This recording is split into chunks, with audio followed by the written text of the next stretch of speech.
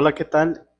El Instituto de Transparencia, de Acceso a la Información y de Protección de Datos Personales del Estado de Tamaulipas, a través de la Dirección de Capacitación y Difusión, tiene a bien poner a su disposición esta presentación para colaborar en la captura de información a través de los formatos del CIPOD de las obligaciones de transparencia. Para iniciar, debo comentarles que el artículo 59 de la Ley de Transparencia Local establece que todos los sujetos obligados deben de difundir de manera permanente la información a que se refieren las obligaciones de transparencia, tanto en sus portales de Internet como a través de la Plataforma Nacional de Transparencia, de acuerdo a los lineamientos que para tal efecto emite el Sistema Nacional, o mediante las publicaciones escritas u otros medios accesibles a cualquier persona que generen los sujetos obligados. Por eso es muy importante tener plena observancia de estos lineamientos que hace referencia el artículo 59. Con base a lo anterior, el Sistema Nacional emitió los lineamientos técnicos generales para la publicación, homologación y estandarización de la información de las obligaciones establecidas en el título quinto y en la fracción cuarta del artículo 31 de la Ley General de Transparencia y Acceso a la Información Pública, que deben difundir los sujetos obligados en los portales de Internet y en la Plataforma Nacional de Transparencia.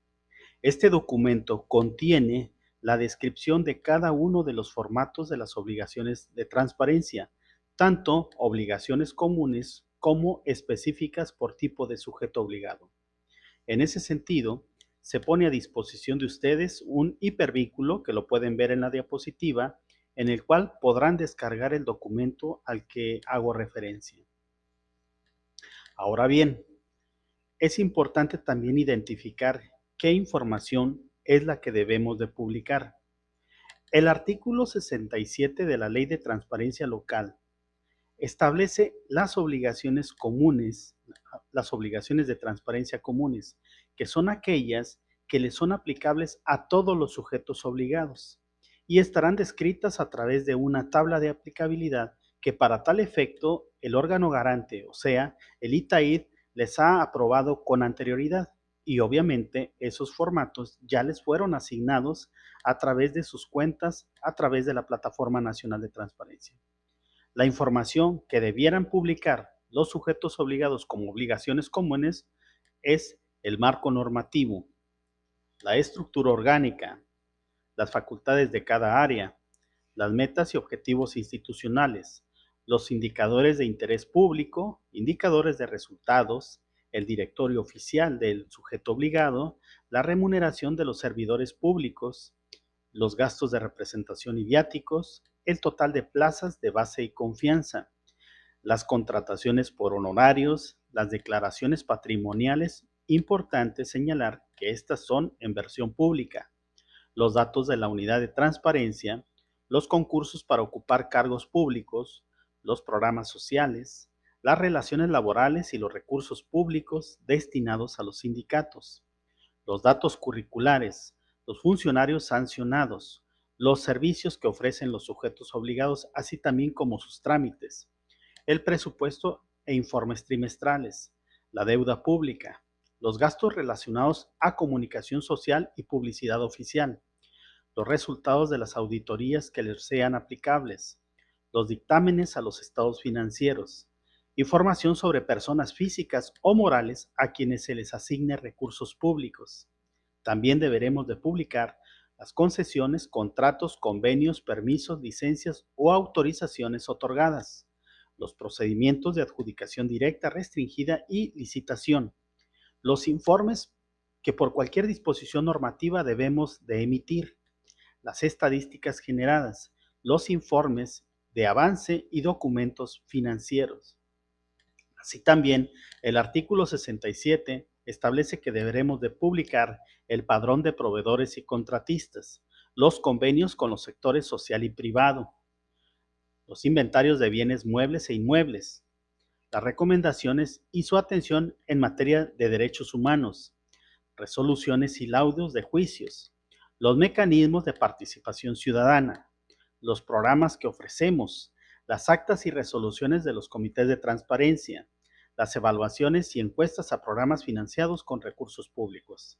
También deberemos de difundir los estudios pagados con recursos públicos, los pagos a jubilados y pensionados, los ingresos totales que recibe el sujeto obligado, las donaciones en dinero o en especie, los instrumentos de control y gestión archivística, las actas de las sesiones, opiniones y recomendaciones de los consejos consultivos y las solicitudes a empresas concesionarias para la intervención de comunicaciones privadas y la localización geográfica, así como cualquier otra información útil o relevante que se considere se deba de difundir como parte de la información de transparencia proactiva.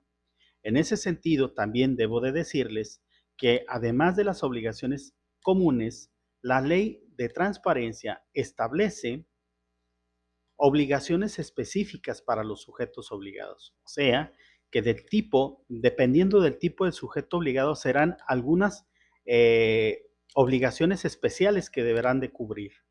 En ese sentido, el Poder Ejecutivo cuenta con sus obligaciones específicas en el artículo 69, numeral 1 de la Ley de Transparencia Local, los ayuntamientos en el artículo 69, numeral 2, el Poder Legislativo en el artículo 70, el Poder Judicial en el artículo 71, el Instituto Electoral de Tamaulipas en el artículo 72.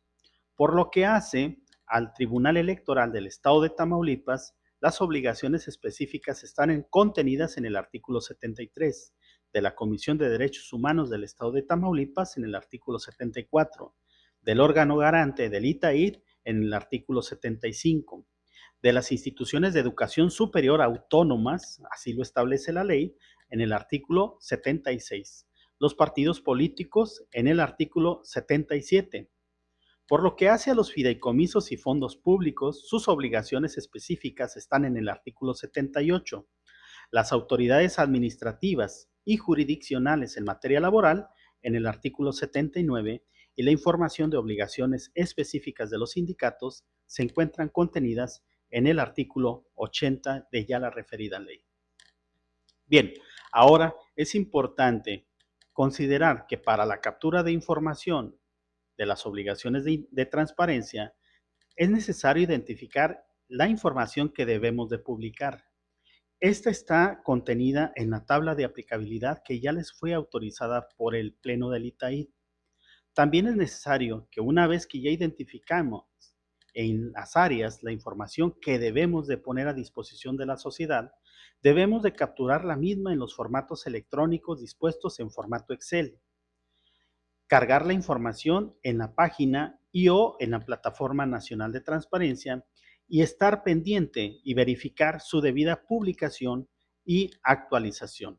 Esto es para cumplir con los estándares mínimos en materia de obligaciones de transparencia.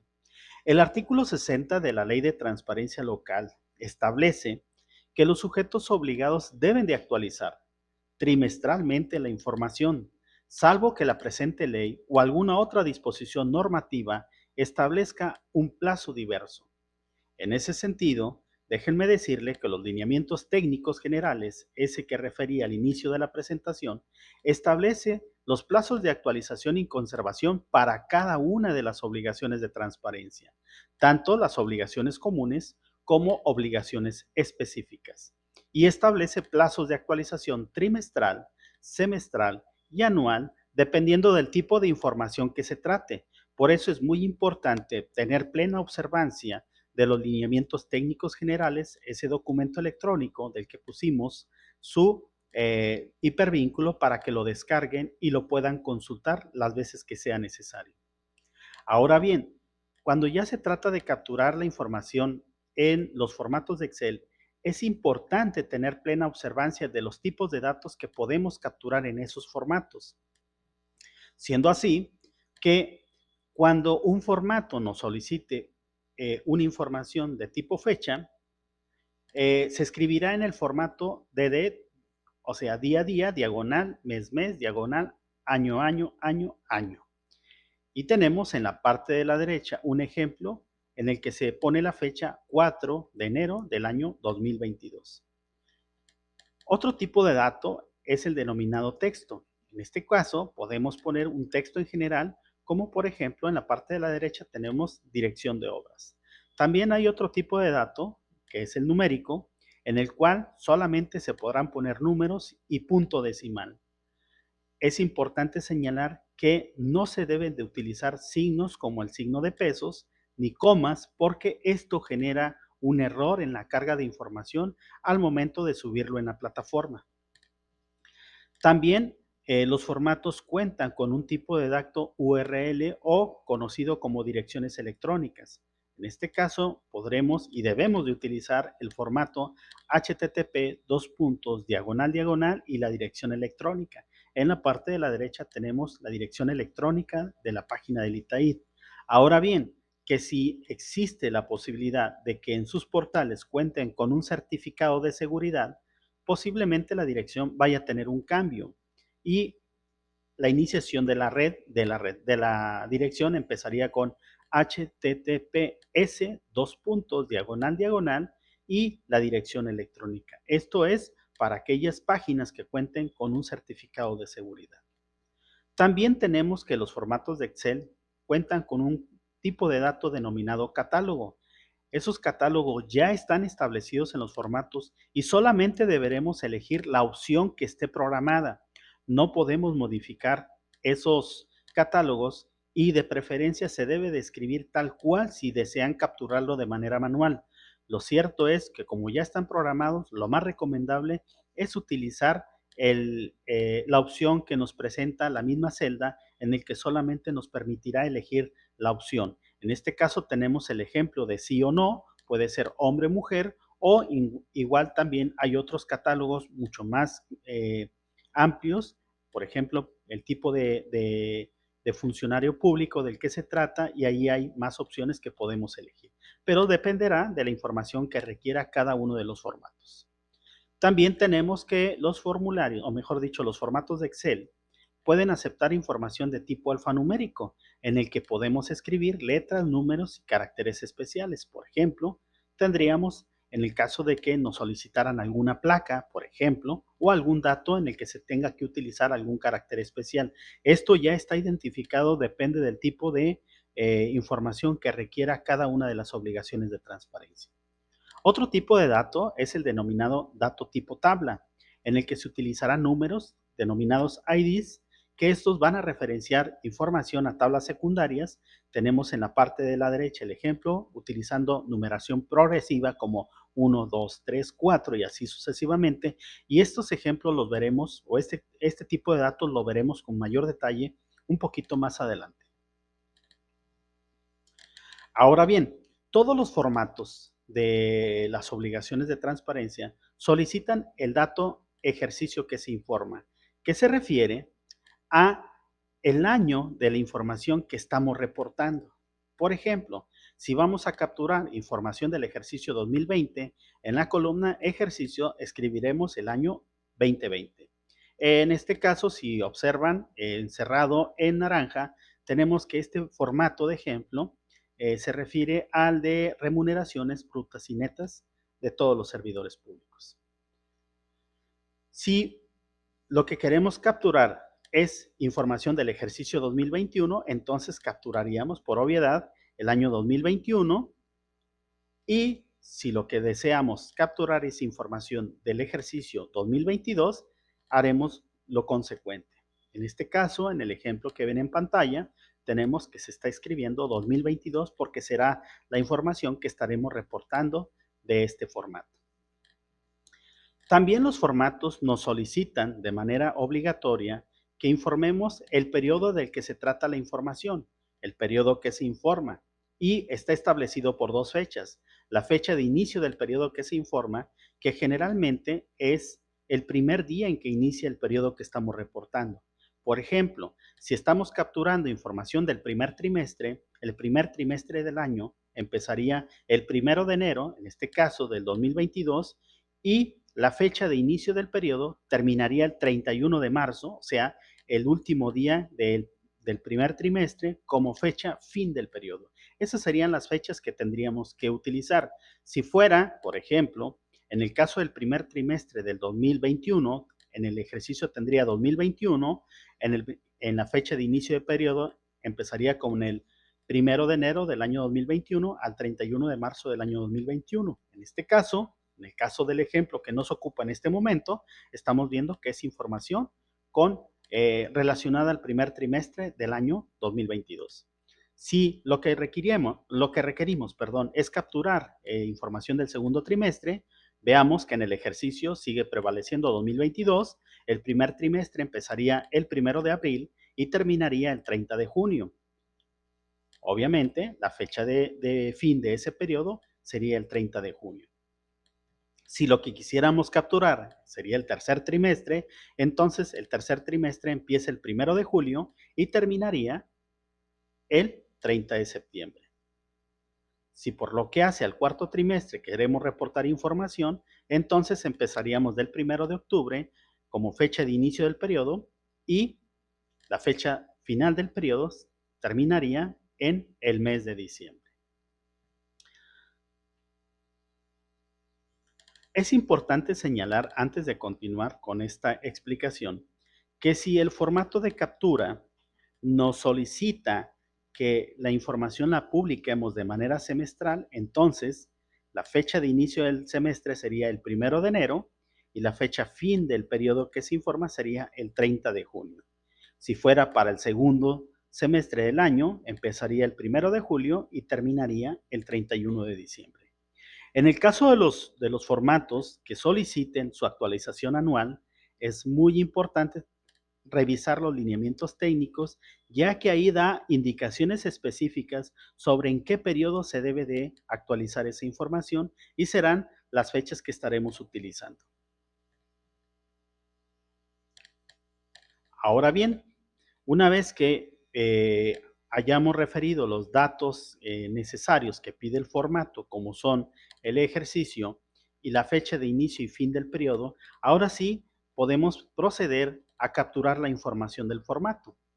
Y tenemos, por ejemplo, aquí señalado, un campo tipo catálogo donde solo se puede elegir una de las opciones que ya están establecidas.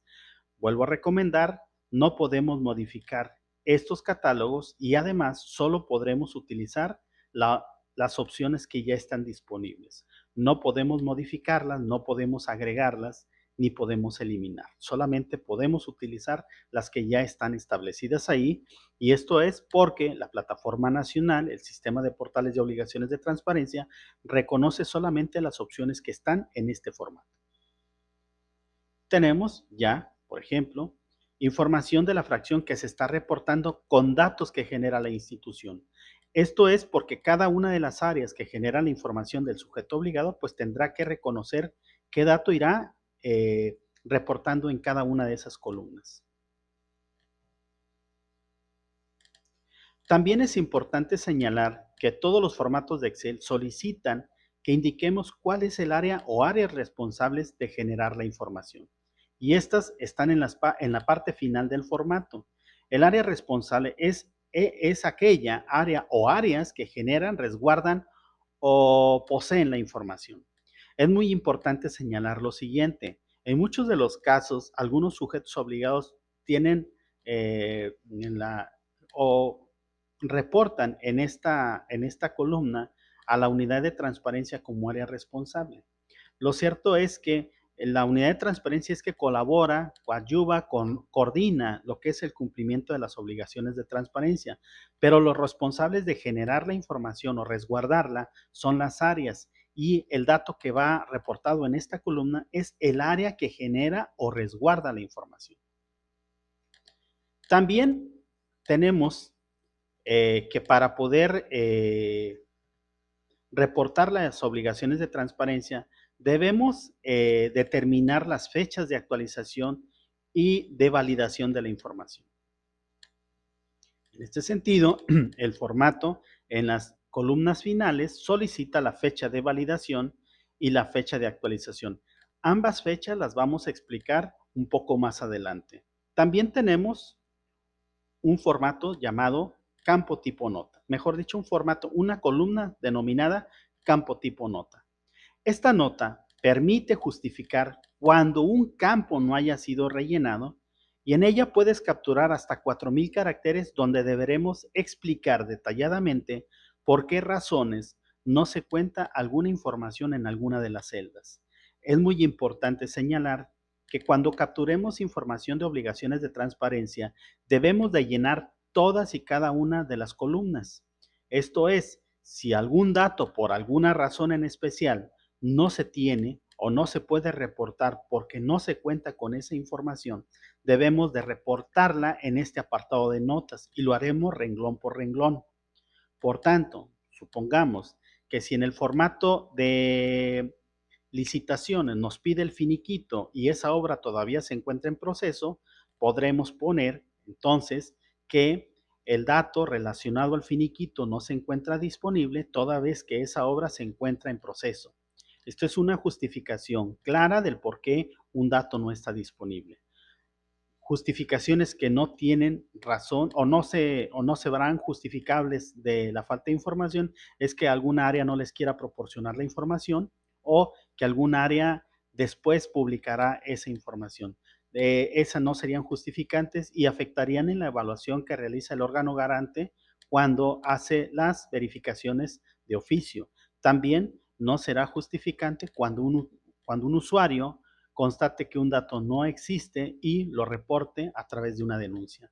Por eso es importante señalar que la columna notas servirá para que ustedes puedan argumentar de manera legal, de manera fundada y motivada, las razones por las que no se cuenta algún dato, porque se considera que lo que se está reportando es información que ya debe de ser, o mejor dicho, información generada por el sujeto obligado. Por tanto, se tendría que tener la información y solamente tendría que haber algún argumento legal para no disponer de él.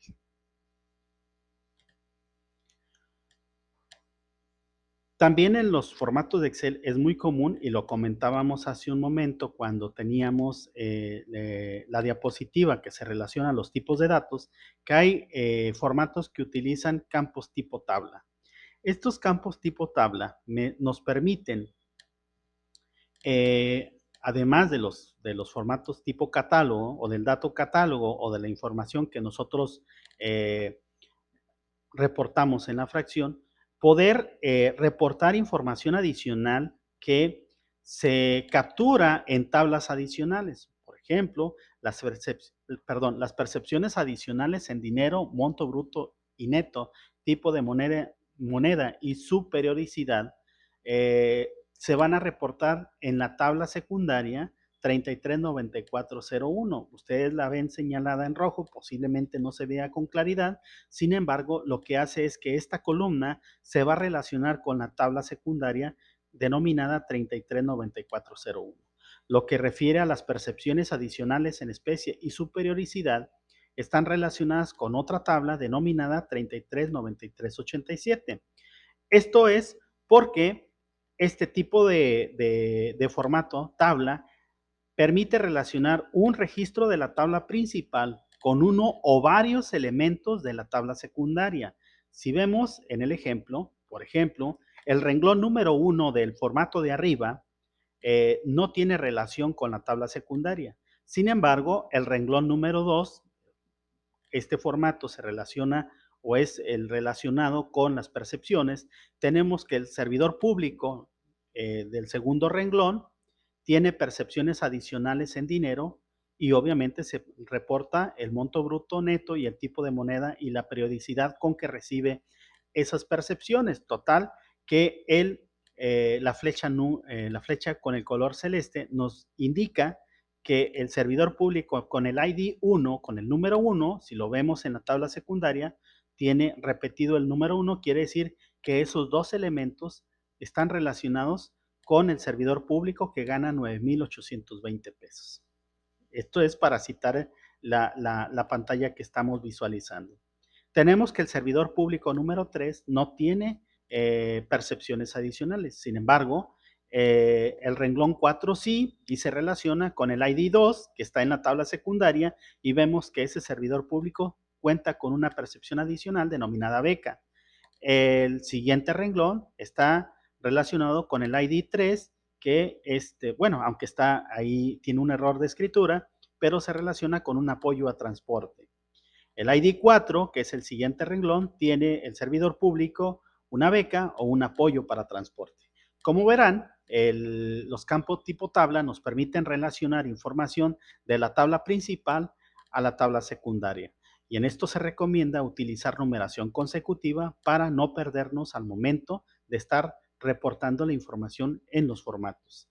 Si ustedes ven la siguiente columna, que sería la de percepciones adicionales, en especie y superioricidad, vemos que el servidor del renglón 1 tiene percepciones adicionales, pero esto será referido a la tabla 339387, y el servidor público del renglón 3 tiene también una percepción adicional en especie, y esto será referido también a la 339387. En este caso, bueno, el ejemplo solamente nos ayuda a ilustrar lo que sería con la primera tabla, que es la 339401. Esto es solamente para indicarles de qué manera se tendría que reportar la información en esta clase de formularios que tienen este tipo de formato. Bien, ahora entraremos a lo que viene siendo las fechas de actualización. Como decía, los formatos de Excel nos piden una fecha de actualización. La fecha de actualización es el día, mes y año en el que el sujeto obligado generó o modificó la información que debe de publicar en su portal de Internet y en la Plataforma Nacional de Transparencia. Esta fecha debe ser una fecha dentro del periodo que se está informando. Cito un ejemplo. Si lo que estamos reportando es el primer trimestre, entonces la fecha de actualización podrá estar comprendida desde el 1 de enero hasta el 31 de marzo.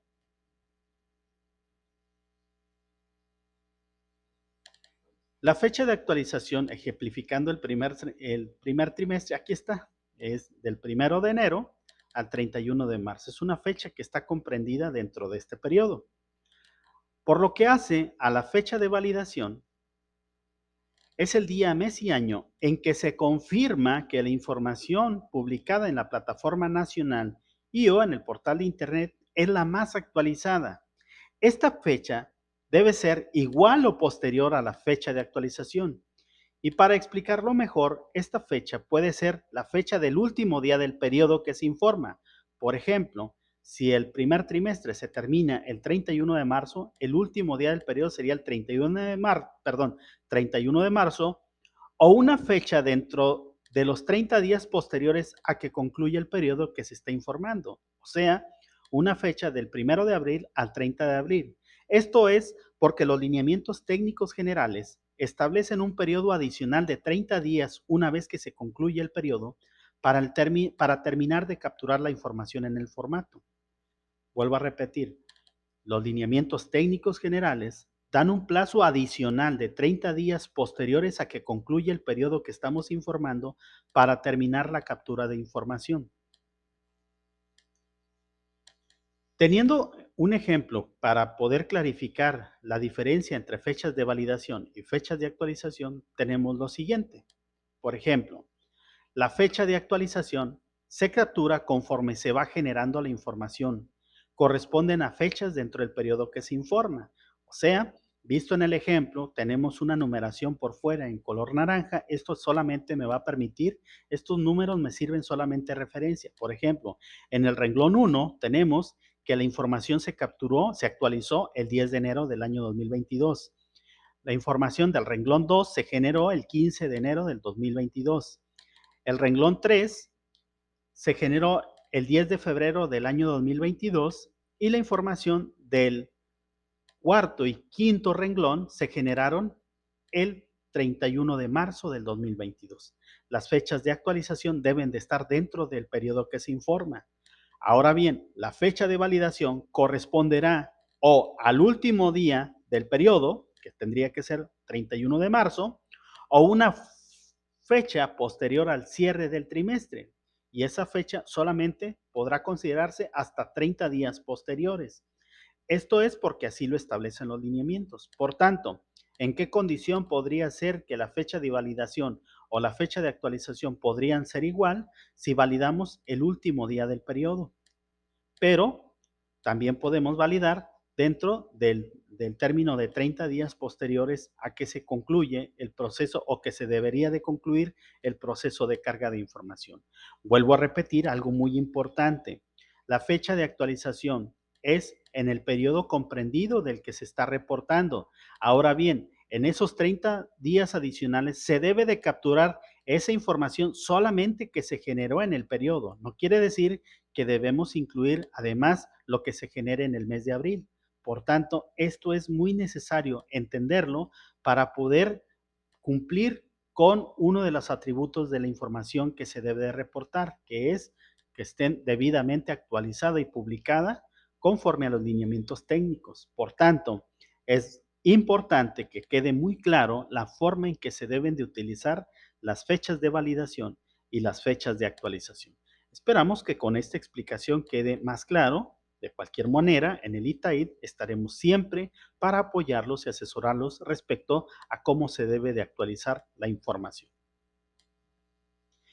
Es muy importante también señalar que todos los formatos cuentan con datos obligatorios en los formatos, valga la redundancia. ¿Esto qué quiere decir? Que los formatos, sin distinción alguna, todos deben de contener el ejercicio que se informa, que este es el año del que se está reportando la información, la fecha de inicio y la fecha del fin del periodo, el área responsable de generar, resguardar o poseer la información. Ahí puede incluir incluso una o más áreas, porque puede ser que una área o varias sean responsables de la información de un formato, la fecha de validación y la fecha de actualización. Ahora también es importante señalar que si durante un periodo el sujeto obligado no generó información de alguna fracción, vamos a suponer que en el primer trimestre del ejercicio 2022 no se generaron nuevas denuncias ante órganos garantes de los derechos humanos y por tanto no tenemos información para subir en el formato, solamente debemos de subir la información con los datos obligatorios. Por ejemplo, tendríamos que poner ejercicio 2022. Fecha del inicio del periodo sería el 1 de enero del 2022. Fecha fin del periodo 31 de marzo del 2022. Área responsable sería, en este caso, el área que se encargue de atender las denuncias en materia de derechos humanos. La fecha de validación y actualización correspondiente conforme a la explicación que se dio con anterioridad. Ahora bien, una vez que se carga toda esta información, debemos de explicar en notas las razones por las que no se generó información. Si fuera el caso, en el ejemplo que estoy explicando de las denuncias en materia de derechos humanos, tendríamos que decir, durante el primer trimestre del ejercicio 2022, este organismo no ha recibido ninguna denuncia en materia de derechos humanos, por tal razón no se cuenta con información de este formato. En ese sentido, la explicación será informarle tanto al ITAID como a quien consulte este formato que por esa razón, con independencia de que se suben los datos obligatorios de los formatos, no se va a generar información en las demás columnas. Esto es porque no tienen información de ninguna denuncia. Esto es muy importante para cualquiera de las fracciones que estén reportando como obligadas. Esto es porque las obligaciones de transparencia nos indican que debemos de difundir lo que estamos obligados a difundir. Y las denuncias en materia de derechos humanos son parte de ellas y este es el ejemplo más claro que tenemos. La mayoría de los organismos generalmente no tienen denuncias en materia de derechos humanos o podría ser que no la tengan y aún así estamos obligados a reportar el formato en blanco. ¿Qué quiere decir? Con estos 6 elementos que debemos de reportar obligatoriamente, pero en el apartado de notas justificar por qué razón en ese periodo no contamos con información y dejar las columnas de información en blanco. Ahí sí podemos explicar con la nota el por qué no estamos reportando en ninguna columna información. Esperamos que con esta explicación podamos seguir contribuyendo a la generación de información de obligaciones de transparencia, pero sobre todo, apoyarles en la publicación de aquellas obligaciones que tendremos que difundir para que la sociedad las consulte. A nombre del Instituto de Transparencia y Acceso a la Información de Tamaulipas, Les agradecemos el que hayan consultado esta información.